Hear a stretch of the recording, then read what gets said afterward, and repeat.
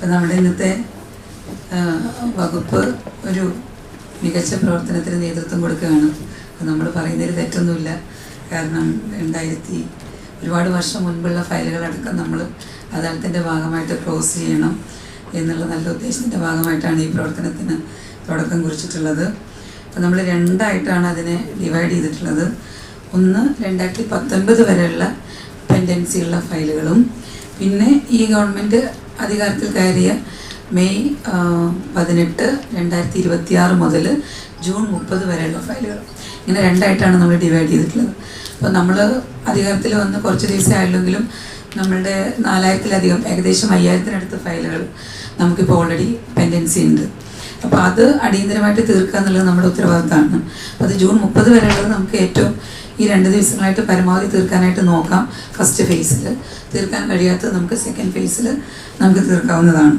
2019 വരെയുള്ള ഫയലുകളാണ് നമ്മൾ അല്ലാത്ത ഏറ്റവും പഴയ ഫയലുകൾ നമ്മൾ നോക്കുന്നത്. അതിൽ ഞാൻ ആദ്യം നമ്മുടെ ഫസ്റ്റ് ഇതിൻ്റെ ഒരു ഇനീഷ്യൽ സ്റ്റേജിലുള്ള മീറ്റിംഗ് വിളിച്ചപ്പോൾ തന്നെ പറഞ്ഞിരുന്നു, നമ്മൾ എണ്ണം കുറയ്ക്കുക എന്നുള്ളത് മാത്രമല്ല നമ്മുടെ ഉദ്ദേശം. എണ്ണം സ്വാഭാവികമായിട്ട് കുറയും, പക്ഷേ നമ്മളെ പ്രതീക്ഷിച്ച് നമ്മുടെ മുന്നിൽ അപേക്ഷ തന്നിട്ടുള്ള ആളുകൾക്ക് ജസ്റ്റിസ് കൊടുക്കുക എന്നുള്ളതാണ് നമ്മുടെ ഏറ്റവും പ്രധാനപ്പെട്ട എയിം എന്ന് പറയുന്നത്. ആ ഒരർത്ഥത്തിലാണ് നമ്മളെല്ലാവരും ഇതിനെ നോക്കിക്കാണുന്നത്. ഇപ്പോൾ തന്നെ നമ്മൾ നോക്കിയപ്പം ഏകദേശം 3861 ഫയലുകൾ ക്ലോസ് ചെയ്തതായിട്ട് കാണാനുണ്ട്. നിലവിൽ 45,151 ഫയലുകളാണ് നമുക്ക് പഴയത് ക്ലോസ് ചെയ്യാനായിട്ടുള്ളത്. പുതിയ ഫയൽ ഏകദേശം 4500ഓളം ഫയലുകളും ഈ 2026 മെയ് 18 ശേഷം വന്നിട്ടുള്ള അപേക്ഷകളും പെൻഡൻസിയിലുണ്ട്. അപ്പോൾ ഇതിൽ 2 കാര്യങ്ങളാണ്. നമുക്ക് ഇവിടെ വെച്ച് തീർച്ചയായിട്ടും എല്ലാവരും ഉണ്ട്. നമുക്ക് തീർക്കാൻ പറ്റുന്നത് പരമാവധി തീർക്കാം. ചിലപ്പോൾ ഒരു ഫയൽ ക്ലോസ് ചെയ്താൽ അതിനോട് കണക്റ്റഡ് ആയിട്ടുള്ള 1-2 ഫയലുകൾ അതുമായിട്ട് ഓട്ടോമാറ്റിക്കലി അത് ക്ലോസ് ആയിട്ട് പോവും. അപ്പോൾ നമുക്ക് കുറച്ചും കൂടി പെൻഡൻസി തീരുന്നു വിചാരിക്കുന്നു. അപ്പോൾ നമുക്കിത് നല്ല രീതിയിൽ അടക്കം പ്രസംഗത്തിൻ്റെ ഒന്നും ആവശ്യമില്ല, ഇവിടെ ആക്ഷനാണ് വേണ്ടത്. അപ്പോൾ ഇതൊരു ഇന്നത്തെ ഒരു ദിവസം കൊണ്ടോ നാളത്തെ ഒരു ദിവസം കൊണ്ടോ അവസാനിപ്പിക്കാൻ നമ്മൾ ഉദ്ദേശിക്കുന്നില്ല. ഇത് നമ്മുടെ വകുപ്പിൻ്റെ ഒരു റുട്ടീൻ വർക്കായിട്ട് നമുക്ക് മുന്നോട്ട് കൊണ്ടുപോകാം. അപ്പോൾ നമ്മൾ പുതിയത് തീർക്കണതിനോടൊപ്പം പഴയതും നമ്മൾ തീർത്തു പോയാൽ നമ്മുടെ വകുപ്പിലധികം പെൻഡൻസി ഇല്ലാത്തൊരു വകുപ്പ് എന്നുള്ള പേര് കേൾക്കുക എന്നുള്ളതാണ്. അത് ഏതെങ്കിലും ഒരാൾക്കോ 1-2 പേർക്കോ ഉള്ള ഒരു ക്രെഡിറ്റ് അല്ല, നമ്മുടെ ടീം വർക്കിനുള്ള ക്രെഡിറ്റ് ആയിരിക്കും. അതുകൊണ്ട് എല്ലാവരുടെയും ഒരു 100% ഒരു ഇൻവോൾവ്മെൻറ്റും ഡെഡിക്കേഷനും ഇതിലുണ്ട്. എങ്കിലും ഞാൻ വകുപ്പിന് വേണ്ടിയിട്ട് എല്ലാവരോടും അഭ്യർത്ഥിക്കാം. എല്ലാവരും എത്തിച്ചേർന്നതിൽ എല്ലാവരെയും ഔപചാരികമായിട്ട് സ്വാഗതം പറഞ്ഞു. എന്നാലും എല്ലാവർക്കും ഒരിക്കൽ കൂടി സ്വാഗതം. കഴിഞ്ഞ 2 ദിവസമായിട്ട് വകുപ്പിൻ്റെ നേതൃത്വത്തിൽ ഫയൽ അദാലത്ത് നടത്തി വരികയായിരുന്നു. അപ്പം അതിൽ നമ്മൾ ചാർജ് എടുത്തപ്പോൾ നമ്മുടെ ശ്രദ്ധയിൽ പെട്ടത് വർഷങ്ങളായി വകുപ്പിൽ പെൻഡിങ് കിടക്കുന്ന ഫയലുകളുടെ എണ്ണം വളരെ കൂടുതലാണെന്നും, അപ്പോൾ ഇത്രയും തന്നെ നമ്മൾ നീതി വൈകുന്നത് വലിയൊരു അനീതിയാണ് എന്നുള്ള തിരിച്ചറിവിലാണ് നമ്മളൊരു ഫയൽ അദാലത്ത് സംഘടിപ്പിക്കാൻ തീരുമാനിച്ചത്.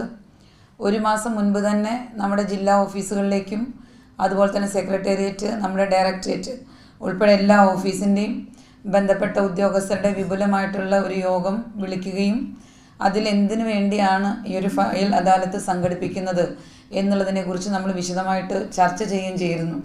അപ്പോൾ അതിൽ നമ്മൾ മുന്നോട്ട് വെച്ചൊരു കാര്യം, നമ്മുടെ മുന്നിലുള്ള ഫയലുകളുടെ എണ്ണം തീർക്കുക എന്നുള്ളതല്ല നമ്മുടെ ഉദ്ദേശം. മറിച്ച് ഓരോ ഫയലുകളും ഇൻഡിവിജ്വലായിട്ട് അനലൈസ് ചെയ്ത് അതിൽ കൃത്യമായിട്ട് തീർപ്പ് കൽപ്പിക്കുക എന്നുള്ള ഉദ്ദേശ ലക്ഷ്യത്തോടു കൂടിയിട്ടാണ് ഓരോ ഫയലിൻ്റെയും കാര്യത്തിൽ നമ്മൾ തീരുമാനം എടുത്തത്. അതുകൊണ്ടാണ് സമയം ഒരുപാട് വൈകിയതും.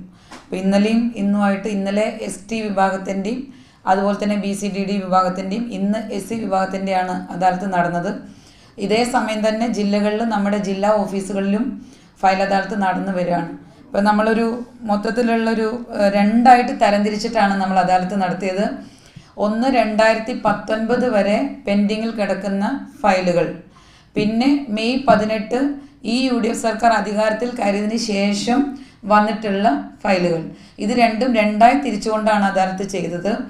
അപ്പോൾ അതിൽ നമുക്ക് അങ്ങനെ ചെയ്യാനുള്ള കാരണം, നമ്മൾ അധികാരമേറ്റതിന് ശേഷം പരമാവധി പെൻഡൻസി ഒഴിവാക്കാൻ വേണ്ടിയിട്ട് നമ്മൾ കൃത്യമായിട്ട് ഇടപെട്ടു എന്നുള്ളതും അതുപോലെ മുൻകാലങ്ങളിൽ പെൻഡിങ് കിടന്ന ഫയലുകളും ഈ പുതിയ ഫയലുകൾ തീർക്കുന്നതിനൊപ്പം തന്നെ സമയബന്ധിതമായിട്ട് തീർപ്പ് കൽപ്പിക്കുക എന്നുള്ള 2 ഉദ്ദേശ ലക്ഷ്യങ്ങളാണ് ഉണ്ടായിരുന്നത്. അത് രണ്ടും ഈ 2-3 ദിവസങ്ങളായിട്ട് നടന്നിട്ടുള്ള ഫയൽ അദാലത്തിൽ വളരെ ഫലപ്രദമായിട്ട് നമുക്ക് ചെയ്യാനായിട്ട് സാധിച്ചു. മൊത്തം 52,751 ഫയലുകളാണ് പെൻഡിങ്ങിൽ ഉണ്ടായിരുന്നത്. അപ്പോൾ അത് നമുക്ക് 4,731 ഫയലാണ് ഇപ്പം നമ്മുടെ അദാലത്ത് വഴി നമുക്ക് തീർപ്പ് കൽപ്പിക്കാനായിട്ട് സാധിച്ചിട്ടുള്ളത്. ഈ പെൻഡിങ്ങിൽ കിടക്കുന്ന ഫയലുകളിൽ വകുപ്പ് ഡയറക്ടറേറ്റിലും അതുപോലെ തന്നെ സെക്രട്ടേറിയറ്റിലും നമ്മുടെ ജില്ലാ ഓഫീസുകളിലും പല ഫയലുകളിലും തീർപ്പ് കൽപ്പിച്ചിട്ടുണ്ട്. അപ്പം ഇന്ന് നമ്മൾ അദാലത്തിൽ മാത്രം തീർത്ത ഫയലുകളാണ് ഈ 4,731 എന്നുള്ള കണക്ക്.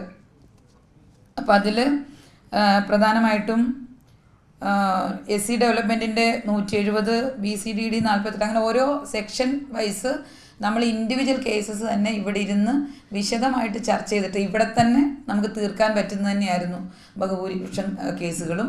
അപ്പോൾ അതൊക്കെ തന്നെ നമുക്ക് തീർക്കാനായിട്ട് സാധിച്ചു.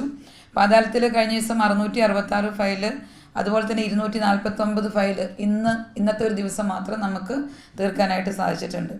അപ്പോൾ ഇതിൽ ഞാൻ നേരത്തെ പറഞ്ഞ പോലെ തന്നെ എണ്ണം കുറയ്ക്കുക എന്നുള്ളതല്ല. കാരണം ഇപ്പോൾ 52,759 നമുക്ക് അത് 25,000 ആക്കുക എന്നുള്ളതല്ലായിരുന്നു നമ്മുടെ ഉദ്ദേശം.